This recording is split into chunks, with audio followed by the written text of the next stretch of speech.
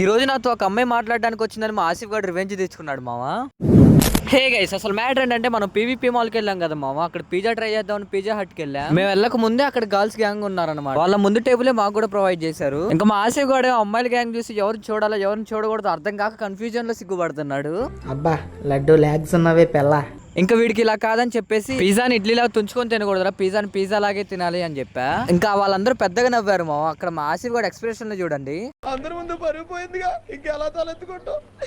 ఇది గుర్తుపెట్టుకో, తర్వాత మాట్లాడుకుందాం. ఇంకా పిజ్జా తినేసాక వెంటనే పీవీపీ నుండి అంబేద్కర్ స్టాచ్యూ దగ్గరికి అయితే వెళ్ళాం. ఇక్కడ ఏంటంటే ఒక అమ్మాయి నన్ను పిలిచి నాతో మాట్లాడదామని దగ్గరకు వస్తుంది మావ. అక్కడ పీవీపీ మాల్ లో అమ్మాయిల ముందు పరువు తీసానని ఇక్కడ ఈ అమ్మాయి ముందు నా షూస్ తీసేసి పరువు తీసేద్దామని చూశాడు. అక్కడ ట్విస్ట్ ఏంటంటే అమ్మాయి నా దగ్గరకు వచ్చి అమ్మాయి ఫోన్ లో రీఛార్జ్ లేదని నా ఫోన్ నుంచి వాళ్ళ ఎవరికి కాల్ చేసింది. ఇంకా అలా ఊరికే షూ తీసాడని తెలిస్తే అమ్మాయి ముందు పరుగు పోయిద్దని చెప్పి ఫోటో దిగడానికి తీసుకున్నారా అని చెప్పి కవర్ చేస్తున్నాడు. ఇంకా మీ గ్యాంగ్ లో కూడా ఇలా అమ్మాయిల ముందు ఎక్కువ చేసేవాడు ఉంటే ఈ రీల్ వాడికి షేర్ చేసి అకౌంట్ ఫాలో చేయడం మాత్రం మర్చిపోకండి.